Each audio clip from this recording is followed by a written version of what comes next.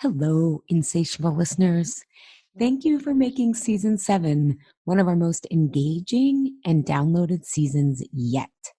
The show is growing very organically because of your great reviews and word of mouth. No GMOs and glyphosate needed. Thank you. I will return on June 5th with our next season, season number 8, and a bigly announcement. Seriously, this is big. In the meantime, enjoy these previous insatiable episodes. You know how each episode is jam-packed, so being in a different place with your health journey, you'll hear new things and deepen your ahas. Also, remember, we have transcripts of all of these episodes that you can find at alishapiro.com/podcast. In the meantime, if you haven't left a review yet, please do. It's one of the biggest ways the show grows because it helps more people find the show. And it's super easy to leave a review. Here's how you do it. On your iOS mobile device, so either your Apple phone or your Apple Podcast, launch Apple's podcast app. Tap the search tab in the lower right corner of the screen, and then you'll enter the name of the podcast you want to rate or review, in this case, Insatiable. Tap the blue search key at the bottom right or tap the podcast name in the drop-down list. Then you tap the album art for the podcast. You tap the reviews tab. Then tap write a review at the bottom of the screen. If you're not already signed into iTunes, you'll be asked to enter your iTunes password to log in. Then, if you just want to leave a star review, tap how many stars to leave a rating. And if you want to add some written thoughts and share your voice, enter a review title, text, and content to leave a review. And then you tap send. And lastly, feel great about having contributed to the success of the Insatiable podcast. And here's some great reviews we've gotten from other people in our community. Christy Conrad writes, Allie digs very deep. This is a super helpful podcast for women to understand why they react the way they do or think the way they do. Outstanding stuff. Thank you, Christy. KDVSJV 2017 writes, honest, informative, and refreshing. She says, I found this podcast looking for something with Jolene Hart, who was interviewed for the podcast on her Eat Pretty series. Yes, Jolene is one of my really close friends. And she says, and I haven't stopped listening since. I live in a small town where people aren't quite as educated on health and wellness, although we are moving to Philly soon. So this podcast enough has been a sign for me. And listening to an episode makes me feel like I'm sitting down having an intellectual conversation with friends. I'm very much a find the root problem kind of person and always have been.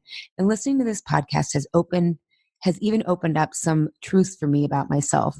This is truly the only podcast of its kind that I've found that's easy to follow, and I've been searching for something like this for a while.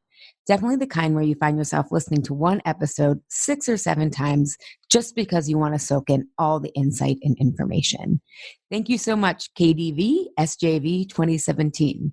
And I hope you're enjoying your move to Philly, and you're going to find there's a lot of people there who don't know much about health and wellness, as well as where I live in Pittsburgh or even New York City. It's amazing what people don't know and what they do, right? We all have different ideas. But it can be helpful when there's a larger mass of people who think like you. And another review from Curly Girl 3, everything I've been looking for. I've either been dieting or hating myself for my whole life. There was no in between, either white knuckling around food or thinking I'm the worst person on the planet until now. Thank you, Allie, for connecting the dots for me. I've always known that I wasn't fat because of the food, but I didn't know what to do past that knowledge. But now I have some tools in my tool belt that help me process my stress and anxiety without binging. I feel so powerful and will always be grateful to you. This podcast is a lifesaver. Well, thanks, Curly Girl 3, for listening and running with the information. I love when people take action. And lastly, before I head out and let you listen to these other episodes, don't forget about our Insatiable membership community. This is a super innovative community, just like our conversations. Not only are you going to have amazing people who want to talk about the kind of stuff that we talk about on the podcast and even go deeper and are taking action around it, and getting support. But we also have a once a month mastermind. So, for example, in March, our theme was physical hunger. And I presented about 5 questions, and then each person reflected.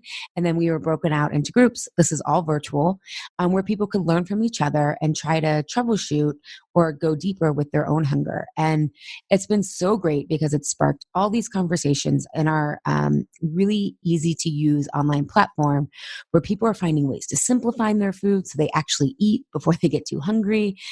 Some people are uncovering a lot of the food rules they were living by they didn't realize. And there's just so much more that comes out of these masterminds. And then also once a month, there's a Q&A call with me. So you can come to the call and bring any questions no matter where you are on your journey. This last week, we had an Insatiable membership community member ask about, she wanted to hear more about food as attachment because it came up, another member had been talking about it in relation to their child. And so we had this great conversation about how food serves as attachment for us and what that means in terms of attachment theory and how we eat, whether we're eating in private or we're only giving ourselves a certain amount of food to eat, or we restrict or whatnot, what that says about how we feel safe and how food is actually, that pattern makes us feel grounded and rooted, even if it's uncomfortable. So we had a great deep dive on the psychology of that. And again, I just can't say enough about the other community members who are so wise, kind, and curious. And we're just having such great conversations and results. Here's what some of our community members have had to say about it. SI said, I got more out of one Insatiable call than my mindful eating app. Lori Horowitz said, the Insatiable community has helped me to not use food to comfort myself during a time of intense stress. And Linda Gilbert, who you've heard on the podcast before, said, the November mastermind on holiday eating was incredible. I uncovered something about myself that I didn't know was buried in there, and it totally changed my approach to the holidays. They ended up so much more meaningful as I felt deeper connection to loved ones after removing what had been a barrier that I created in my head. So again, it's just such a good time in there. I hope you'll come check us out. There's monthly and yearly options, and you can find details at alishapiro.com/IC2019. And again, we'll be back with season 8 on June 5th. Oh, and this season, you are just going to love it. And I can't wait to share my other big surprise. I wonder if you know what it is. Stay tuned.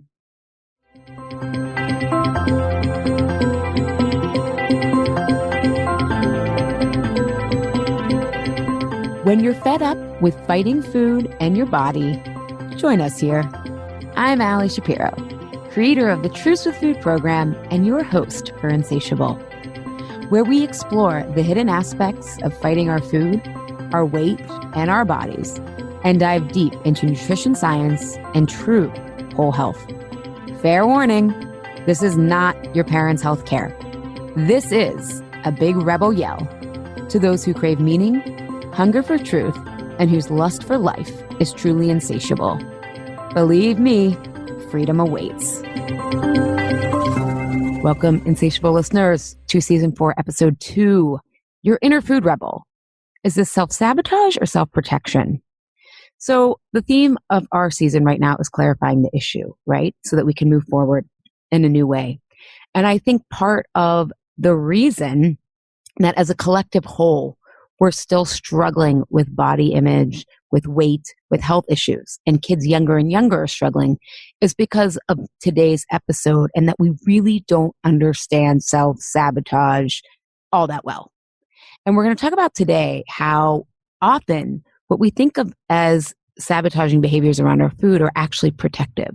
So if you've ever been told you have an inner food rebel or you have this inner body critic, I hope we can shift your mindset or at least open up the possibility that these might actually be protective thoughts, protective behaviors.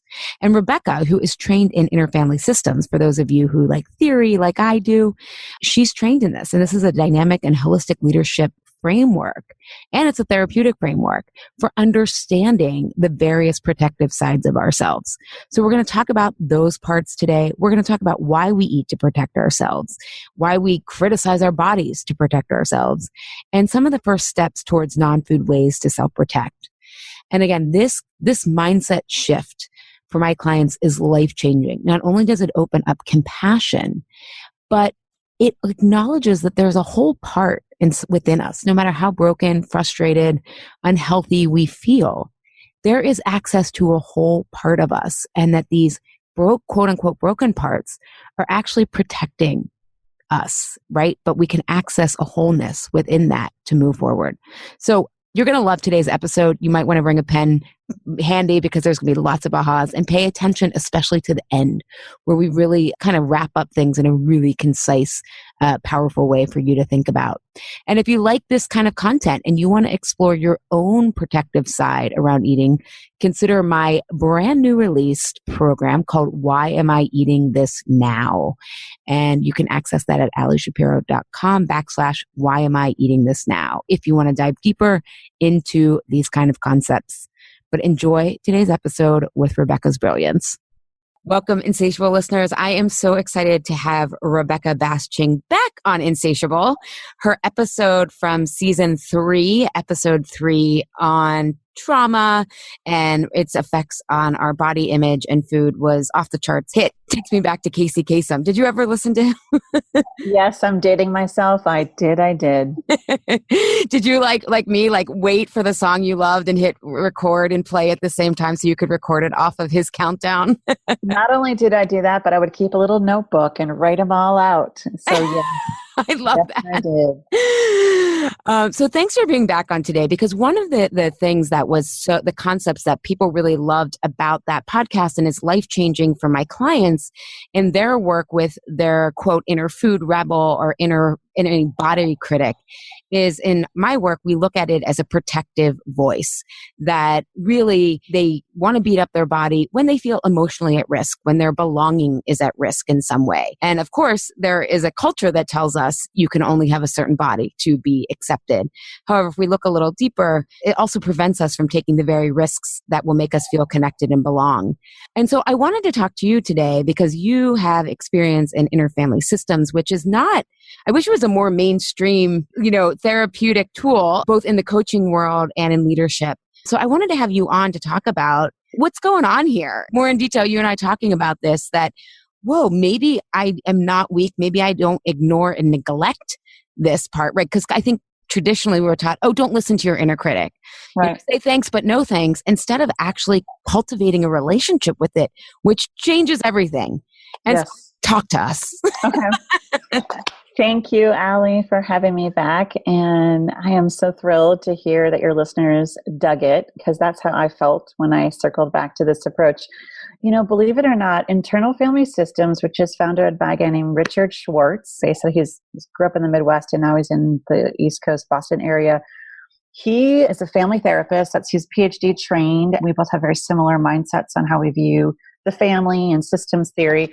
And he was treating eating disorders, believe it or not. And that is actually how he discovered this approach, treating bulimia in particular. So this approach really cultivated out of the treatment of folks with really serious food and body issues. And that's when I was first exposed to it at a conference for professionals who treat eating disorders, and circled back to it a few years ago and realized that this is really where I want to take not only my own clinical practice, but in my work with leaders and organizations. And so really what this approach is, Allie, how many times have you been like, part of me wants the vanilla, but a part of me wants the chocolate, right? So like the choices. Or other times it's like a part of me really wants to go away for the weekend and a part of me just wants to couch potato it this weekend. We all talk like that, right? That's very common. And so Richard Schwartz started seeing this and got curious and started engaging with these parts. Because the thing with really serious eating disorders in particular, and frankly, the whole disorder eating spectrum. And this is something that we talk a lot in our clinical team at my practice and in a lot of talks that I give, is if there was one thing working, we'd all be doing it. And things aren't. This issue is only getting worse. And the work that you're doing, Allie, is essential, because it's really helping people kind of pause on the noise and look within and really write their own story. So I'm so grateful for that.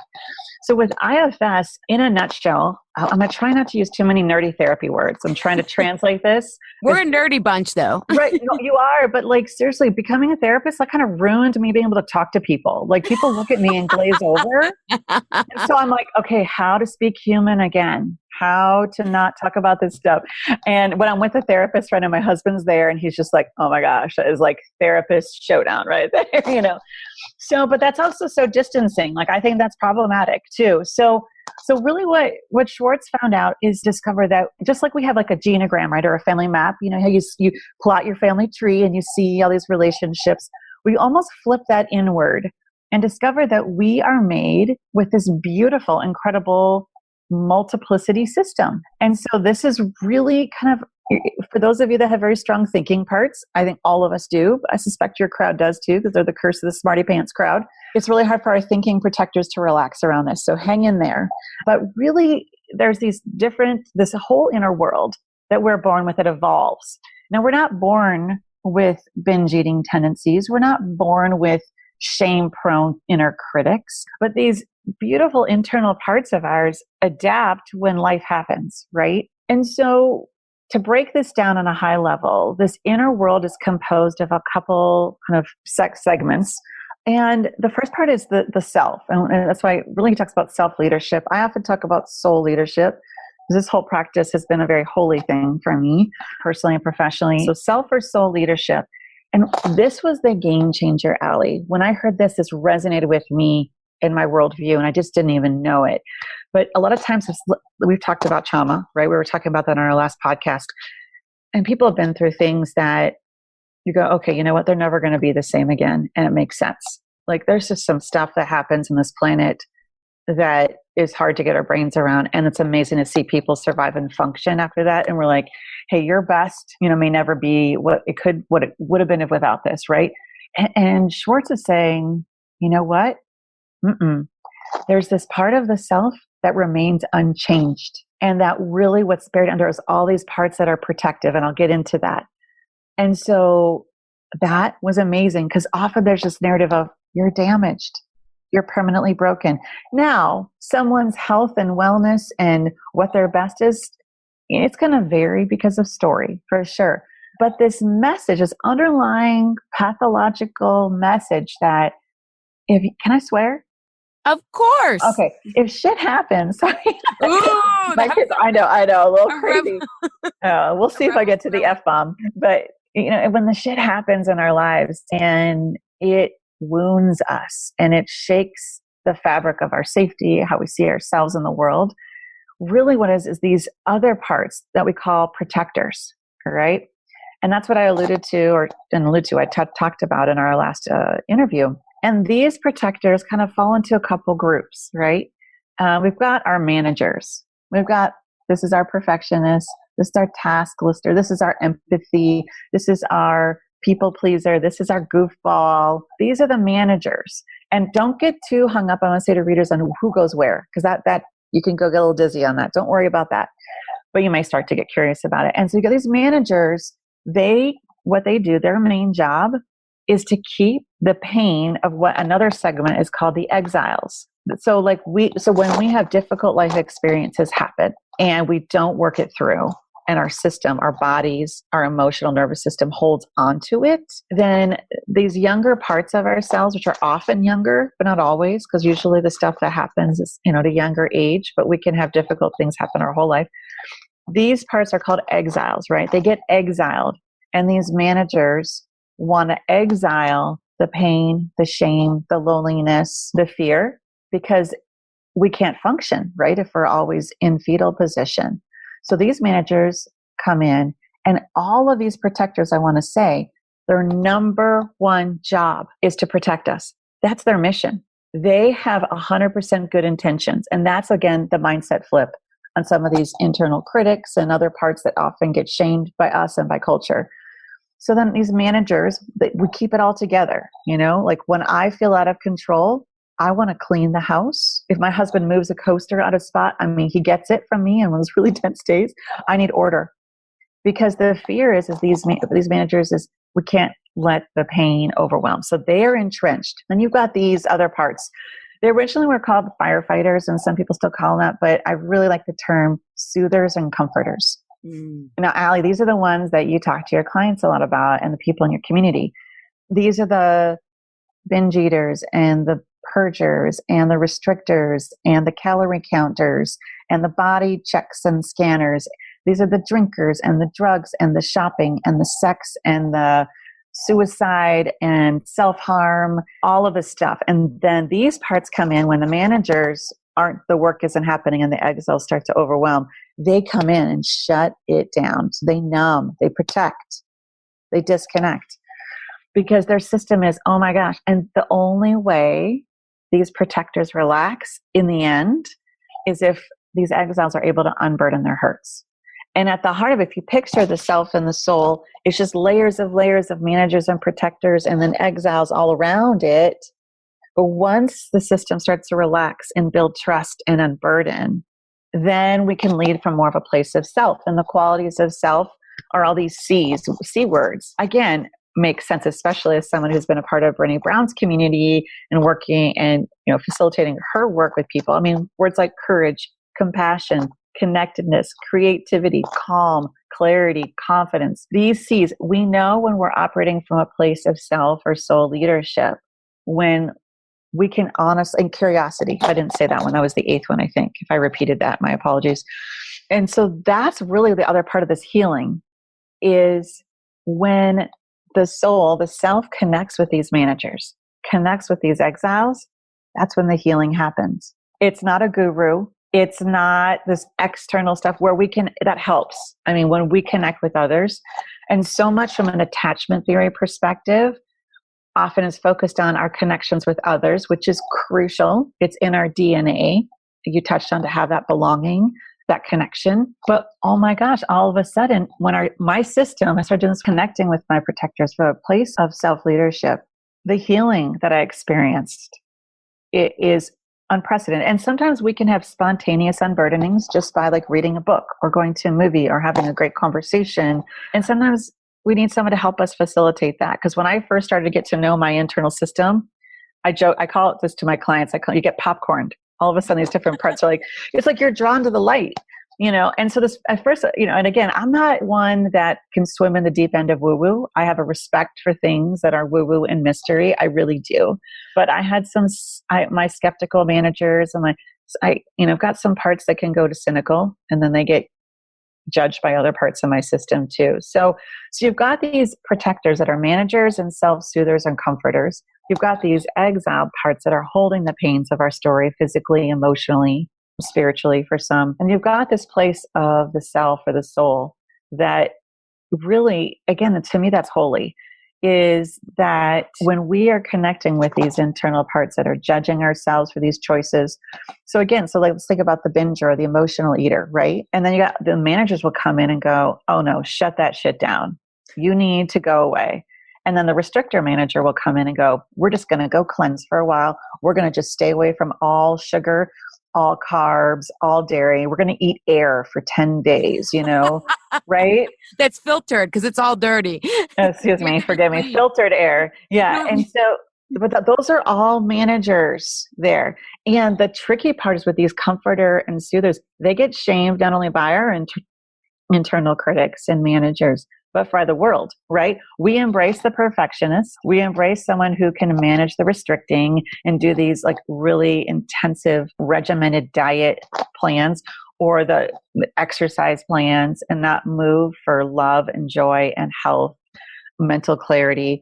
And so these parts get celebrated.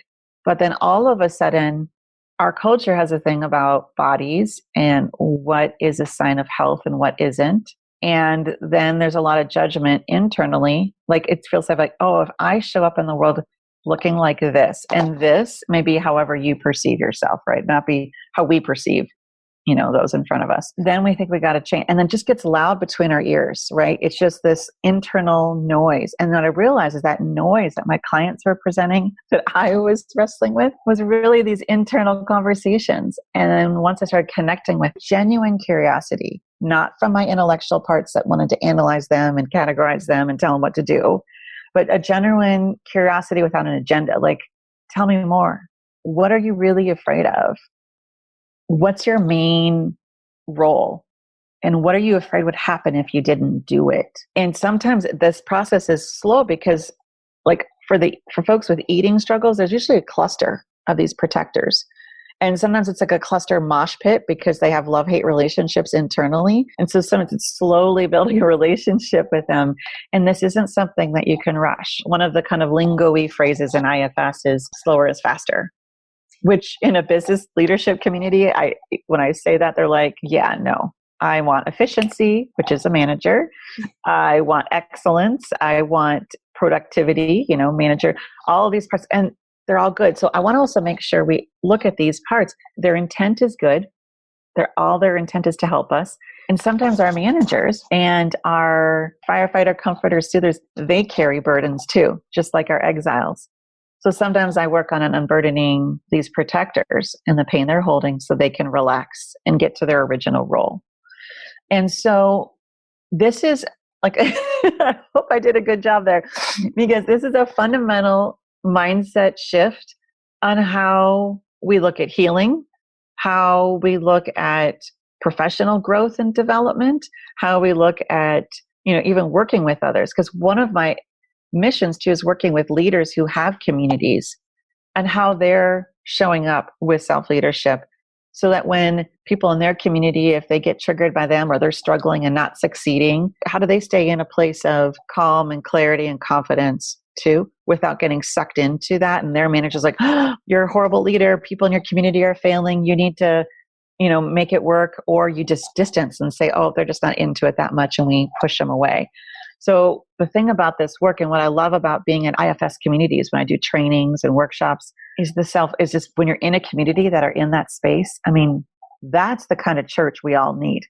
A place of just a room full of people where it's like they're managing the different parts that are coming up and they're curious about it. And we speak from it. And I'm like, Allie, a part of me, and you speak for your parts, not from them.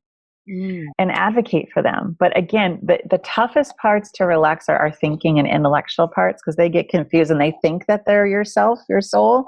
So that's another layers. And then kind of on a more spiritual woo-woo component of this approach is sometimes we have what's called unattached burdens. And usually people get mad when you bring that up too early because they're like, that's too weird. And, but I think it's just important to name. So whatever your lens is on the things that are, not concrete, there's like guides, and people call guides or angels or whatever that are in and help. And then other times there's burdens that are unattached that carry a lot of darkness and a lot of pain. And so sometimes some of the noise in our ears is not coming from in our system, but outside. And so there's actually beautiful ways to work with that too, but that's definitely more advanced. But I just wanted to name that because, again, sometimes that people can spin with that a little bit. So, but not to get too worried about that. It's not like there's this whole like world out there. It's just kind of getting curious sometimes too about that. And just to show there's something really, and I think that's part of the reason why it's not mainstream, like cognitive behavioral therapy. Change your thoughts to change your feelings, to change your actions. It's tidy. It's clean. It's measurable. You can study it. It's research the shit out of it. And there's an element but all theory is cognitive. Everything is cognitive. And so this takes into the body. So much of this is connecting to what we feel in our body. The neuroscience behind this is incredible. The research they're doing at the Self-Leadership Foundation. So if you guys want to, any of your listeners want to, go to selfleadership.org. You can read more about it. You can get their great bookstore. I'd recommend starting with Introduction to Internal Family Systems and You Are the One You've Been Waiting For. Buy them on that site, because if people are selling them on Amazon, they're selling them for like $80 and trying to be lame. And there's trainings depending on your professional background. Some people just show up at these trainings. I'm actually putting together a training for people who are in leadership to understand this model. And I integrate it with Brene Brown's research and her methodologies. And so just to help bring these principles and this language into the arena, have different conversations. Because again, when it comes to the work you do, Allie, addressing our relationship with food and our body and movement, if it's coming from a protector-led, manager-led way to change, we're not going to get change. But if we can do it from a place of self or soul leadership, that's when I see people starting to shift. And in my clinical arena, when I'm doing, this is a lot of trauma work, and I kind of don't worry about the behaviors. We get so scared of, they're drinking, they're self-harming, they're not doing this. And it's, they're just doing their job. And I know for me, it's helped. So just keep working with those parts and building relationship with the system. So that is a high view. I touched on some probably potentially maybe weird stuff to your community. I hope. No, I love it. And I have some okay. questions that Yes. There's so much that you said that I just love. And I think first of all, I love that you said the behaviors, because one of the big things that's life-changing for my clients is realizing what we call the inner protector is driving the behavior, right? People are looking at the food behavior itself or whatever, but it's like, no. There's something behind driving that. And that's really helpful. But what I want to go back to is, first of all, what you said is that there is this part of ourselves that is whole. And I love that you call it the soul, because I think of it as the soul too. And the lens that I look at it, because I have seen food and body image as this need for recognition for who we are and exactly who we are, and being invisible or being seen in the wrong ways. I mean, we see that on the surface of what our body looks like. Will we be invisible if we don't look a certain way, or are we wrong because we're not beautiful according to conventional standards? So I see it as this quest for like self-acceptance of exactly who we are. And to me, that's the soul, right? The soul's quirky, it's individualistic, right? In yin and yang theory, like spirituality is where we become unattached and we're all one, which is the yang archetype. But the yin archetype is the soul, and the soul is that quirky side of ourselves, right? So I love that you said it's soul centered. And I think what for listeners is they feel like they're broken, right? Like dieting will make you feel like one of the things that people come to me, how do I fix this, right? How do I fix myself is the question. And I think what you're saying is so beautiful. And what I believe and what Interfamily Systems believes is there's a part of you aren't, first of all, you're not broken. Second of all, there is a part of you that if you can learn to understand these sides of yourself, you'll have access to that part that is whole. And I think also, because my clients tend to be pretty brainy, like you said, or out in the world, they're also confused why they can be so smart or so successful in certain areas, but then feel so broken, and how this brokenness really Let's talk about that. Leadership. Yeah. We got to talk about that. Because you nailed it.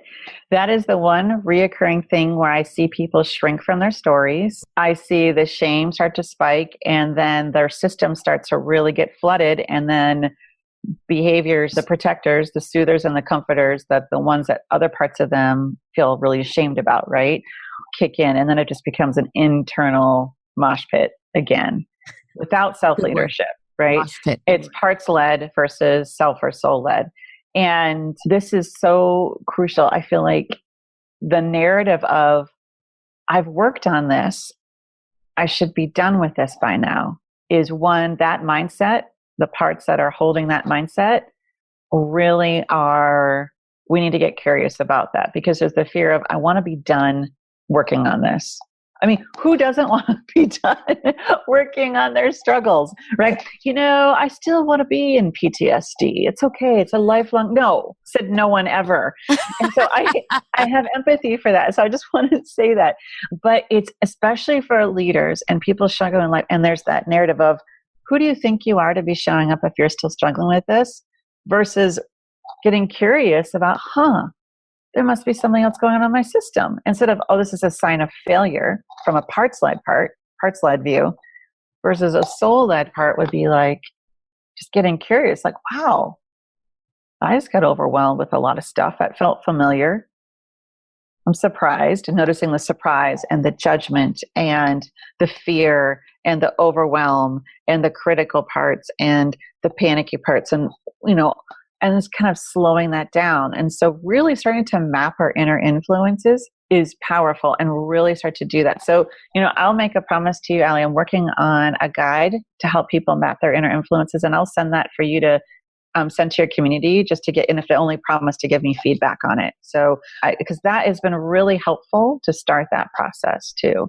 And also the thing about the soul is it's not a part. I just want to be very clear. The self in this place called Self at Dick Schwartz discovered it's not a part. It's unchanging. It grows with us. And that really at the heart of self-leadership is integration. And so that we can, sometimes these parts will blend a little bit. We need a little bit of our taskmaster. We need our empathy. But if we are in empathy too much, we're overwhelmed with everyone's stuff. We need our thinking parts that are analyzing and strategic, and the parts that don't like to be late or whatever they may be. We need our goofball to get through it. So they kind of, we can blend with them, but when we're overwhelmed and we're led by those protectors versus the self, that's when we start to feel overwhelmed. And it really is taking a pause and scanning our body, noticing what we're feeling, where we're feeling it, and how we feel towards it. That's a great place to start to kind of tease out some of these different parts that are coming up and getting to know your system. Yeah, I think of it, I often use the analogy with clients of like, remember the game Trivial Pursuit where you try to get all the different pie pieces? Yeah. Like, some of them are like you have the container, right? Like you are whole, but sometimes you have more pieces than others. Sometimes they're missing. And so when Rebecca's talking about piece-led versus self-led, she's saying like maybe only the orange piece is present and it's knocking all, you're filling up your trivial pie piece with only orange and managerial versus letting all sides be filled in with exactly who you are, whether it's your quirky side or your empathetic side, but having a container for all of that, because that's when we do feel whole, when we can bring all of ourselves together. And including our critics and including our soothers and comforters. I mean, we weren't born with someone that wanted to drink a bottle of wine every day. Yeah. And so usually these parts, the original role and getting used to them. And here's the thing too, that I've learned about self-leadership is not just the soul, and the soul self, but these protectors too, they grieve. So when there's been wrongs done to us, or we see things happening in our world, like every 5 minutes these days, grief can also tap into the pain that our exiles are holding. And then our managers want to come in and shut it all down. And so, but grief is absolutely essential to, but that takes a lot of trust. And so a lot of these parts aren't going to relax. Like you can't just say, hey, emotional leaning part, I need some space. Like you wouldn't just go up to a stranger and say, I need some space, please. Like, can you go away? So it really is cultivating a relationship with our internal system like we would with people in our lives. Yeah, I love that you talked about that. And you talked about trust, because I've noticed the more that people start to trust themselves, the more they're okay with some of the more quote unquote dangerous parts of grief or whatnot, because their system's a little bit more resilient. They feel more trusting of themselves, right? That they, like, at least with my clients, like they don't turn to food anymore. It's like one of my clients was like, oh my God, I thought coming into Truth with Food, I was going to learn how to do this perfectly. And I realized this is about being imperfect and being okay with that. So one of the things I want to talk about that you alluded to, and I'm just going to kind of capture it in a different way, is like to go slow. Like truth is paradox, right? The paradox is truth. So to go slow, we go fast, as fast as, quote unquote, as fast as possible. I know you guys say faster, but it's more linear. And what we embrace dissolves. What we resist persists. What we embrace dissolves. And so for people listening, if you're like, wow, this just even sounds overwhelming, it's like this stuff is controlling us, whether we look at it or not.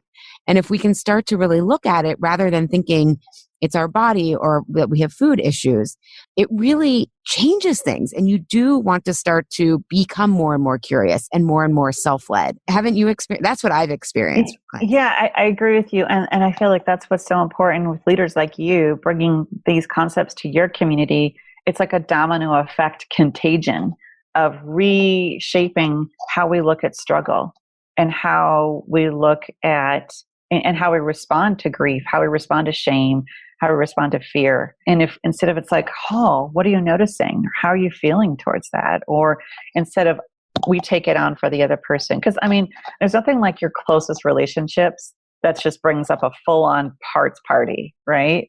My husband came home. He's in graduate school right now. So he teaches AP US history, and then he's going to grad school. So he'd come home at 9:00, and I was all lit up about something in our family, extended family.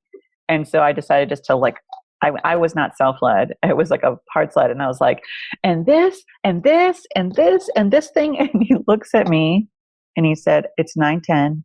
There's absolutely nothing I can do about anything you said right now. So I'm going to bed. Self-leadership. That was wisdom. He was putting his parts as he instead of speaking from his protectors where he's like, are you kidding me? Look at the clock. Do you understand what I've been doing all day? How can you, this is not great. He could have responded that way. And then immediately I was like, oh, and I had compassion for the parts that really needed to be heard right then. And I wasn't paying attention to them, and they wanted him to fix it, and they were not turning towards me. And I had compassion then for the hurt he was feeling. And I was like, I'll see you in bed in a few. I'm sorry. And that's just because the people closest to us, the other arena where we can feel spinny on issues we care deeply about. And we were talking about some of those issues before we started recording, Allie, that we care deeply about. Those are the areas that my judgy, my critical, not just to myself, but others.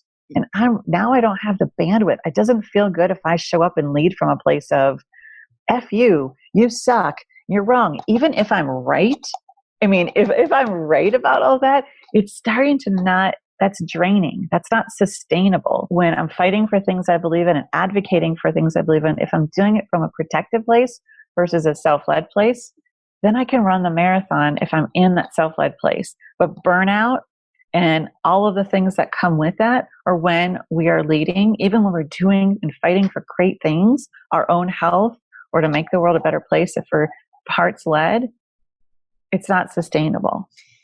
Yeah, the metaphor that came to mind is I think of the justice system in our culture. Like we should be doing restorative justice. The people who, commit crimes, and granted, this is like a whole other different conversation, but it's like what we do, even for people who like have marijuana on them, which now that rich white dudes like Rich Boehner or John Boehner can make money off of, we're decriminalizing, right? But then we put all these people away for drugs, and prison usually makes people worse off, right? There's not a lot of restoration going. And I feel like we do that to the parts of ourselves. Look, we have to figure out how to give restorative justice to those parts to ourselves. Beautiful. That are frustrated or were hurt and then lashed out, or are still lashing out at ourselves. Because that's often, we project onto other people when we're really trying to protect ourselves. Because I get judgy about things that I care about. And I can be great with people around their food and I'm great with that. But with people who have certain political beliefs, I have no agency around. I just lose my shit, Exactly. And it doesn't help. No, even though we're right. I know. That's the point. So, and it's like, is being right more important than relationship with self and others? Is being right more important than the relationship with self and others? I have to reply. And some days I fail miserably and I blurt it all out and I have a surge of dopamine rush, and then the shame comes of like, Rebecca, that was out of your core values. That was not okay. And even the guilt, more so than guilt. Some days it's shame depending on who it was to. Like my husband's shame wanted to have a party with me, and it's like, no, I got this. It's okay. And having compassion for, there's nothing like family that goes to the jugular of whatever is a struggle in your life to tease that up. But I feel like too, this is really powerful because Dick Schwartz, he met with the Dalai Lama and presented this approach. He was one of 3 voices around psychotherapy that was invited to have an audience with him. He's been involved with the Middle East peace conversations and working in those arenas too. So if we're working with communities, it has to start from within. But to me, in this, my first job out of school was working in politics, worked in DC. So there's another part of my system that really is excited about this approach, because the crash and burn methodology, we really advocate. We just got to go all out. And if we burn out, it's for a good cause. And I see so much talent, and we're missing out on that talent. And the world needs more people to be able to run the marathon of this work and to be able to show up now more than ever, and not to feel defeated, and not to shrink, and not to numb on a regular basis. And so that's why this mindset of really getting curious, and again, even get curious about those inner critics. We want to kill the inner critic and bash the inner critic, or fire the perfectionist, and we can't. You can't. Part of some of the key physics of the inner world are everyone has a self. Everyone. Ellie, everyone does. Just Even saying. Narcissists? Everybody has a self. Yes. And that's been a game changer.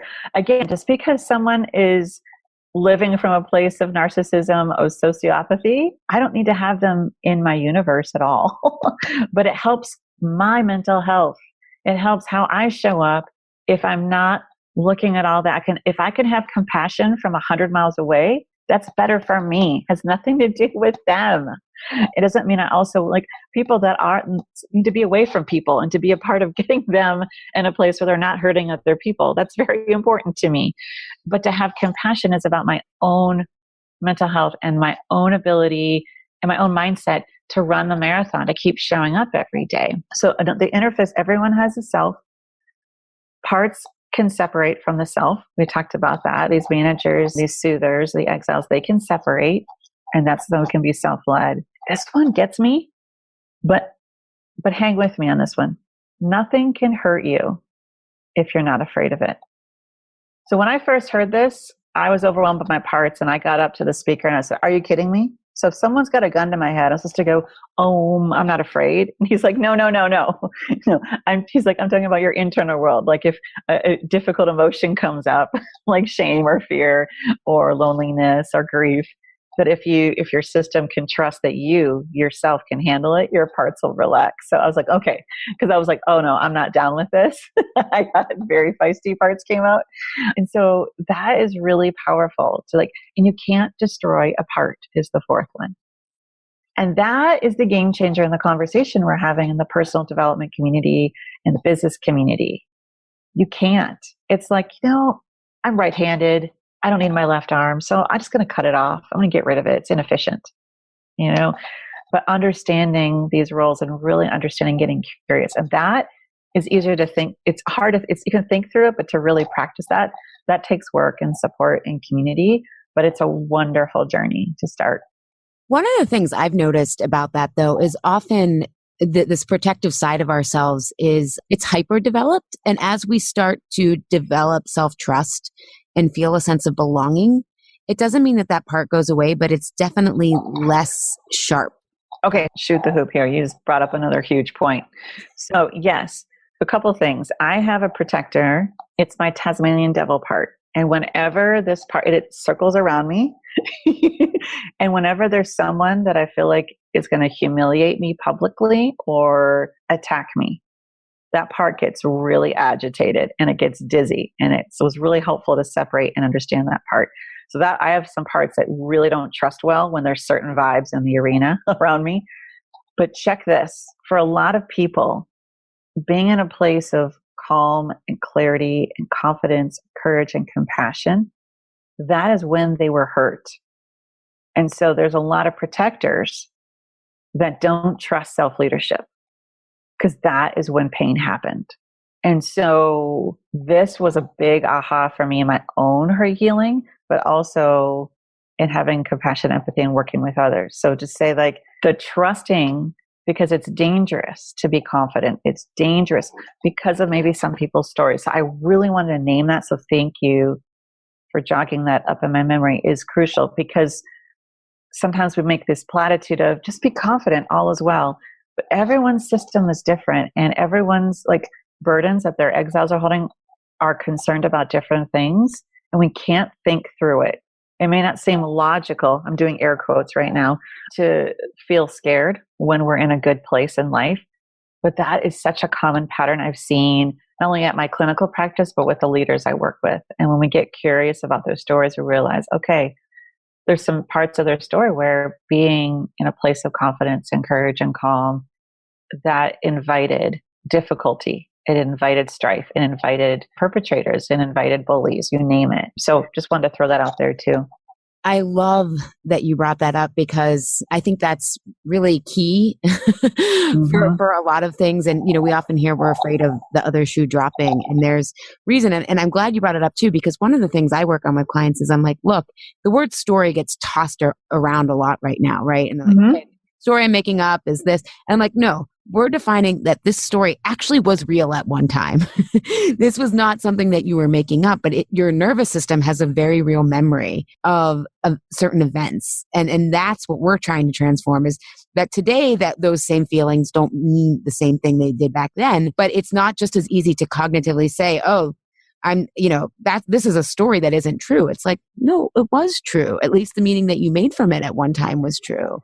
And can I just build on that just a little bit? Please. That, and whatever the story a part may be telling, it may not be based on fact, but it may be that part's truth.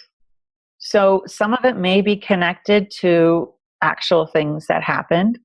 And sometimes it's not, but it still is embedded in that part's mindset and worldview and our nervous system. So sometimes our thinking parts get so frustrated going, there's no reason I should be acting this way right now. There's no reason I should be feeling this way right now. And that is where a lot of people get stuck and a lot of people have blocks. Or there's no reason I should feel so numb and disconnected. When the numb part comes up, I step back, I take a pause because there must be some really big stuff going down internally. And we can't think our way through it. We have to feel our way through it. So yes, sometimes it's connected to real stuff. And sometimes it's just the fears of that part, whether they're based on fact, it's that part's truth. Does that make sense? Yes. Okay. Yeah. Or no. Ask me clarification questions. Well, no, because I think so let's take an example of that. Again, I'm looking at through the lens of my work. Like one of the things that was really affecting me was I had been bullied in fifth grade. I never knew I never knew that it had really affected me, especially as I was comparing myself as building my business and comparing myself to other women, right? Not men, because it was women who bullied me. But the healing for me has been at the time, because I was only in fifth grade, I made it about me, right? I didn't have the context of, hey, this is just what hurt people, et cetera, et cetera. And so now, even though I was bullied, the meaning of it I no longer think that it was about me. And I think I've healed the part of myself that felt wounded because of that. So it's true that I was what I would call bullied, right? We all bring different meanings to language. It was true that I was bullied, but the meaning that I make from it now is very different. Yes. And part of that is the unburdening of the pain that your system has been holding. And just to kind of go with that excellent example. So if you found yourself spinning in a situation and you're like, what is going on? Why am I feeling so insecure and not capable? That's so weird. That's not logical. And you did the U-turn to check in and you discovered there was still some pain your system was holding around that you didn't know about. And so even though you've done a ton of work on it, sometimes our system, there's more too. It's not just one aha. And so your thinking part and this younger part, this exile is holding the pain, you've done some incredible work. And then for example, you just notice that like, wow, this feels familiar, but it's not logical. I know that was in the past. I know those people were doing the best they could and they were hurt, but there was still something your system's holding. So a lot of times, again, just to kind of circle back to why am I still struggling with this? It's like, we're just like big onions, which is super annoying, but it's just part of being human and pushing our growth edges. And those things come up particularly when people are making brave decisions and putting themselves out there more or stepping up with, their game personally with saying, I love you, or getting married, or starting a business, or speaking, or something that causes vulnerability, then there's nothing like those experiences that will activate anything in our system that we're still carrying. Yeah. And I just want to clarify for people listening is like, when I mean like I worked through it, I didn't mean like I just went back and was like, oh, that's what was happening. Like I actually had to test and experiment and put myself out there with groups of women over the past couple of years to test when is that safe. So I just want everyone to realize like it wasn't, because I love that you use the word aha, because I always joke that like, okay, we have the aha, but then we have to integrate it, right? And I think it's a beautiful model you just gave, that this is the constant circle back. It's just a constant circle back and staying curious of, these tender parts of our story. And to really know, the comment the quote that Brene, is one of her most famous quotes of Brene Brown, is just owning our stories and loving ourselves through the process is one of the bravest things we can do. Like I never really got the depths of how powerful that was until I started doing IFS work. And it's like, this is your story. My daughter's on the autism spectrum and she's going through a season. She kind of woke up socially. Now she's like, I don't have autism. I don't want anyone to know. And I'm like, you know what? It's your story to tell. But in this house, we own our stories. And there's nothing to be ashamed of, even the hard parts. We own it. And then so all right, I'm going to tell Brene Brown that you said that you're not owning your story. Okay, I won't. Maybe has slipped out in moments of frustration. But yeah, and I appreciate you talking, because the leaders that I'm drawn to, the friends, the people that I am drawn to are the people that they're not stuck in the past and oozing infected pain, but they're curious and humble and open to still having areas of growth and confident in the work that they have done and holding that tension. And I think you do that so beautifully, Allie. And that is contagious. That is modeling what we need. It gives us courage, saying, okay, all right, I can get curious about this too. And we can't bulldoze it through sustainably, but I really appreciate that. It's like years of circling back and checking in and getting curious. There isn't like a 3-step plan to never feeling like shit again. Well, there is live in a cave, don't own any technology, and don't have anyone in your life. Maybe. And lots of chocolate. Dark chocolate, please. Yeah. So 2 other things that I want to ask you about and discuss based on what you shared in the opening of the overview is this idea that our managers are these thinking parts that have gotten us a lot. Because I know that for me, and I love that you're like, oh, the woo, and I'm still kind of like, I can see, like, I get what you're saying. And I think for a lot of people, when they're new to this, they're like, the protective side of themselves dismisses this because it involves this feeling sense. And I've always told my clients, like, look, we're not trying to dumb down your intelligence. We're just trying to dial up the feeling side of you, because that is also a source of intelligence as well. And so can you speak to that a little bit, of dialing down that thinking side and starting to trust the sensations of the body, feelings included? Yeah. And so here's the deal. Our protectors aren't going to relax unless they trust us. We can't tell them to. We can try. And there's no work orders for that. Put a work order in. Relax. Dude, if there was a work order, I would be like frequent user. No, and this is what's so fascinating. So I'll just take it to my clinical work. And if I'm working with someone who's working on trauma, and we went to working with the exile, the younger part that's still holding the pain. And if their thinking part is like, we have got too much stuff to do today. We can't lose our shit. We can't be convalescing for 3 days after this session. Hell to the no, we're not doing this today. My response years ago would have been to push through. IFS has taught me to, okay, we won't go as fast. We won't go this fast. We don't, the other day I had a client say, this is too fast, too much, too quick.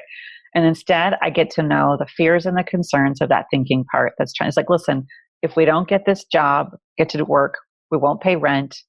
Got a new relationship going on. This is a good guy. I don't want him to see me this way too soon. I hear all of its concerns.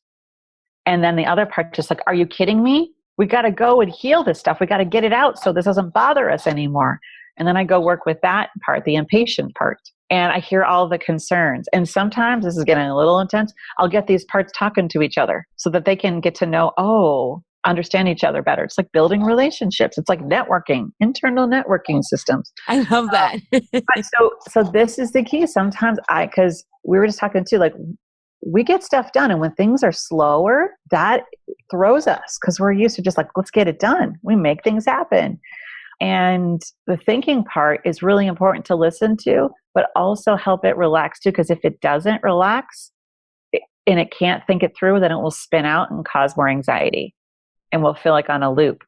So the way to, as you said, dial it down, or really, I call it to get it to relax or to give some space, is slowly building a relationship with it, and also doing the work with the exile and unburdening the system. Ultimately, that's clinical, more personal work. But in a personal development arena, it really is starting to just understand these protectors' concerns. So this thinking part, that's analyzing.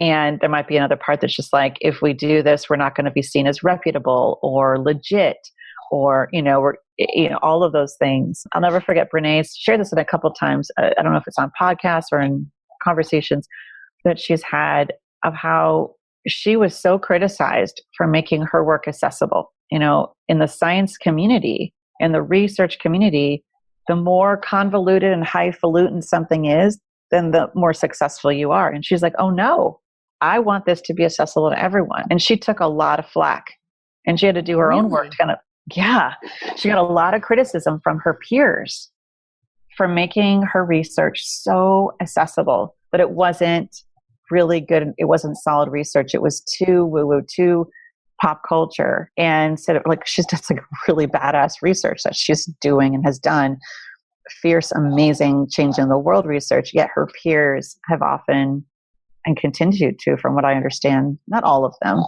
because it's their protectors, because they can stay highfalutin. So let's say we have an internalized protector like that. Like, I can't embrace the unknown. I can't have awe and wonder for uncertainty and mystery for things that feel odd to parts of me. But that's where the magic happens. And that's, again, we can go to a place when our system relaxes enough where we can sit with some curiosity. And that really is our superpower. And not the curiosity of, what'd you do? Why'd you do it? What do we need to do? That's parts led. But it's definitely, tell me more. Like, really, I want to know. And we all know what it's like to sit in front of someone who's asked us that question genuinely, and how healing and beautiful that felt. And when we give that to our system, so that's when these parts are we act up, just get curious about them and connect to build a relationship. Yeah. So I'm thinking for people listening, that thinking side of yourself, you can start to get it to relax by bringing curiosity, as Rebecca's saying. It's not saying that you're going to let it go and just, ignore your thoughts. It's just opening up rather than this is how it is, to say like, well, am I sure about that? What other information do I need? What's unfolding here? And that way you kind of bridge, I think, and give yourself a little bit more space of developing that as you start to develop that relationship. So the last thing I want to ask you about is, you were talking about compassion and empathy, and I think those are big words. And I think sometimes if someone hears that, they're like, well, if I'm compassionate, I'm just going to eat everything in sight, or I'm never going to get to the gym again. And your example about like, I can have compassion for someone 10,000 feet away, Mm-hmm. or I can have compassion. How are you defining compassion specifically in relation to this interfamily systems work, so people can have a clear definition of how to work with it? Okay, I want to make sure I do this right. So compassion is a part of the qualities of self, and then empathy is actually a manager, right? And so from an IFS perspective and from a shame resilience perspective, where empathy is present, shame can't exist. But what I've learned is that if you are sitting with me while I'm in a shame storm, Allie, and you show me empathy, you really connect with the pain I'm feeling, and I feel that, the shame dissipates. But for you, if you are doing that day in and day out, sitting in front of people and their stories of struggle, and then for you to have the courage to connect with, oh yeah, I know what it's like to feel shame. You activate that a little bit in you. If you do that day in, day out without self-compassion, you'll burn out. And so compassion is, again, it's a suffering with, it's a desire to help from almost an altruistic place, not a numbing place, not an over-functioning anxiety place. And so having compassion for the parts, the protectors of me that don't make the choices that move me towards health or move me towards my goals, it helps them relax. So circle back with me on an example. You were talking about in relation to food. So can you give me maybe a common narrative here? Yeah. So I think when I look at kind of the spectrum, you have diet culture on one hand, and then body positivity, self-acceptance on the other. And again, there's body positivity has its own issues, because it's like fit is the new strong, and it's like still putting people in boxes. But sometimes people feel like acceptance leads to resignation. Okay. Gotcha. All right. Yes. So yes, because especially the perfectionist protectors freak out. So that's why I've actually moved from the word accept to respect, because it's almost like building a bridge to the self-love. Because there's going to be seasons, Allie, right? I mean, especially with people who are really in the throes of some gnarly eating or body issues, exercise, whatever. They need to kind of have a hard stop. Or like, this is not a good time to have certain things in my house. I don't believe that that's a forever life way to live, but sometimes we just got to triage and reboot and do some different things. But if because what I was saying to clients is, just accept your body, just accept your story.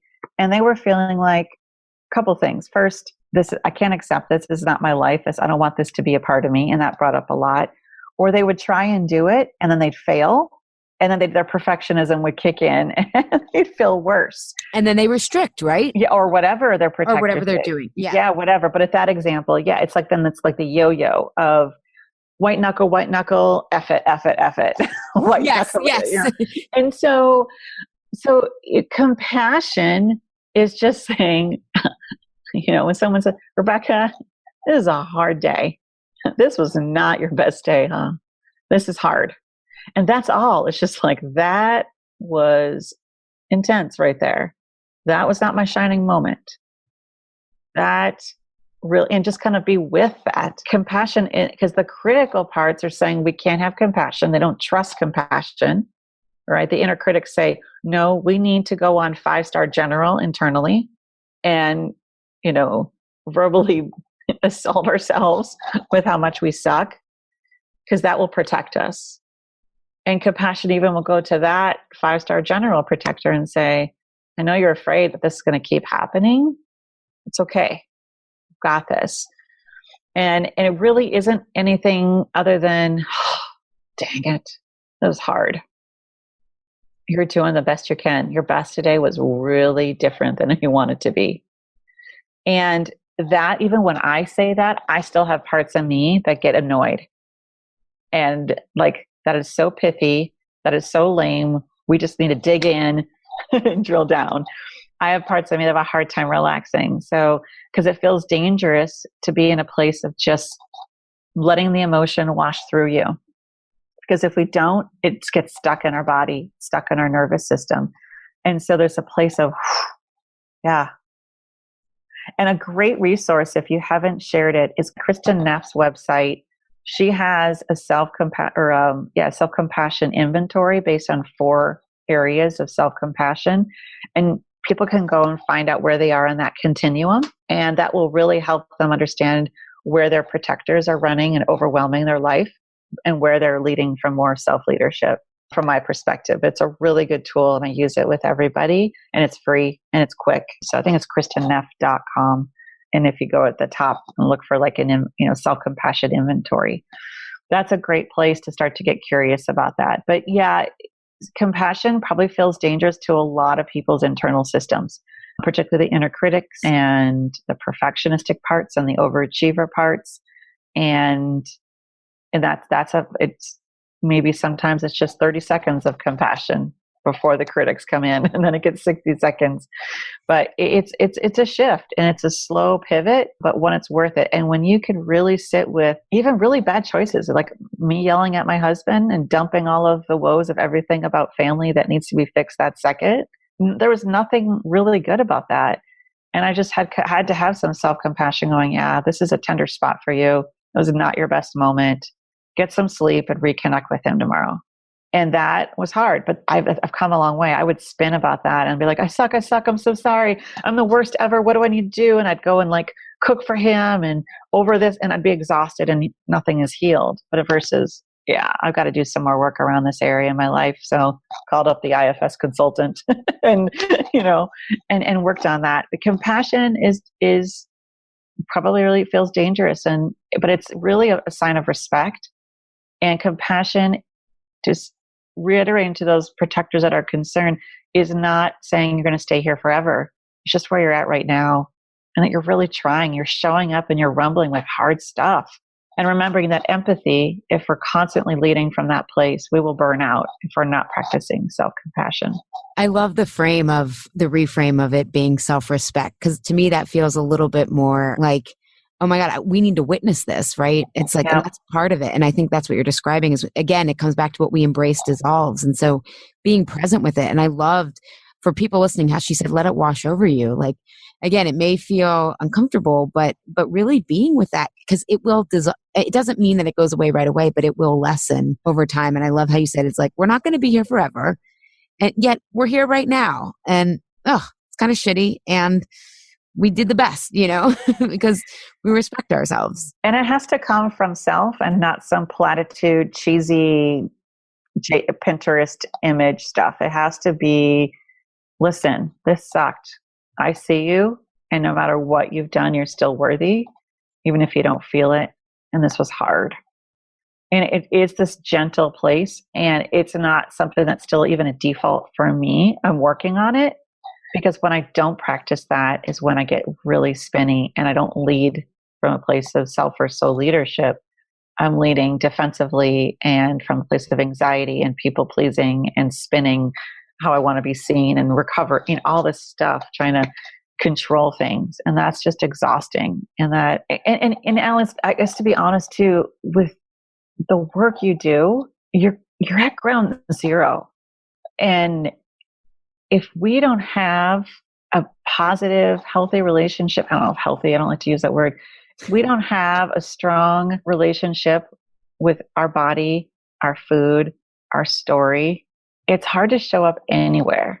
And to me, it's like such a major assault on courage and on people putting their art out there and showing up, whatever it is, whether it's not just in their family, in their neighborhood, in their school, on the planet, whatever it is. This is the most acceptable way to hurt ourselves and our culture. And there's billions of dollars spent to create noise outside of our brains that activates all of our fears of not being worthy of love and belonging on the inside. And this is a noble and hard fight because there's so much money to be made and so much power involved. So I really appreciate you having these conversations. Is anyone on this path to heal their relationship with their body and their story and with food? It's essential, because some people are doing so many amazing things, but they're dying on the inside, literally and emotionally and spiritually. But integrating their story and their struggle and more people sharing it and living their truth, that's the kind of courage that's so contagious right now. But yeah, it is ground zero work that you're doing. So thank you. Well, thanks for acknowledging that. I mean, I kind of joke that it's a Trojan feminist horse. And people are like, it's not so Trojan. We know what you're trying to get at. But why I keep doing it is because when my clients get better, they do go out with their whole selves and they make more courageous choices at work, with their family, etc. And it's just so inspiring. Like it's hard work, but I think as your clients and both leadership and therapy would say, it's always worth it. It is. And really changing the script that you need to have it all figured out before you show up, and that you need to be perfect to do things well. We say that and we go, of course that's not true. But I feel like we still have some detoxing and unburdening of those narratives that we've internalized. So, well, and I like those words you use because I think our culture needs to detox from them, right? It's one thing. I actually was just in a Facebook group having this discussion of, it was Simon Sinek and Seth Godin, two white dudes that I really like, talking about imposter syndrome and saying, what if it's okay if we don't know? Like, what if that's okay? And I was like, yeah, if you're in our culture, if you're a white man, that's totally acceptable. But if you are a minority or a woman and you say, I don't know, and fail, right? Or slash quote unquote fail or stumble, you are looked upon differently. You don't have the same margin of error. I think the fears of uncertainty and sharing it are across the board. They may have different implications based on gender and race and sexual orientation, for sure. Uncertainty is dangerous to our brains. And that is something that if we can work with the vulnerability of that, if we can start to tolerate the risk, uncertainty, and emotional exposure of vulnerability, of asking for help, of saying, I don't know, of getting curious when we don't know what the answer will be, that can be dangerous too. That's some brave work. And really getting curious about our own. And when we start to see when we're protector-led versus self-led, I think that's the game changer, because then burnout and overwhelm and all the physical and emotional stuff that comes with that don't hijack our life's mission. Yeah. I love that. Thank you so much for today. I think what the big takeaways, I mean, there's so many, but start to see this inner critic, this inner food rebel as actually a protective side of yourself. As I always share with my clients, it's gotten us a lot of things in life, right? That managerial side has been really advantageous to us, and start to develop a relationship with it. Shift your mindset to realize it's protective, and as Rebecca kept pointing out, ask questions, get curious. And I think also the big thing I'm taking away is, let's call self-acceptance self-respect, and compassion self-respect as well. And it's okay to not have it all figured out and be in the muck with ourselves and self-lead that, rather than feeling like someone else has to come in and tell us it's okay. It's like, no, I can tell myself it's okay. Mm-hmm. Yeah, that's powerful right there. Thank you again for having me, and again for all the work that you do. Appreciate you. Oh, I appreciate you, Rebecca. Thank you. Thank you, Health Rebels, for tuning in today. Have a reaction, question, or want the transcript from today's episode? Find me at AliShapiro.com. I'd love if you leave a review on Apple Podcast and tell your friends and family about Insatiable. It helps us grow our community and share a new way of approaching health in our bodies. Thanks for engaging in a different kind of conversation. And remember, always, your body truths are unique, profound, real, and liberating.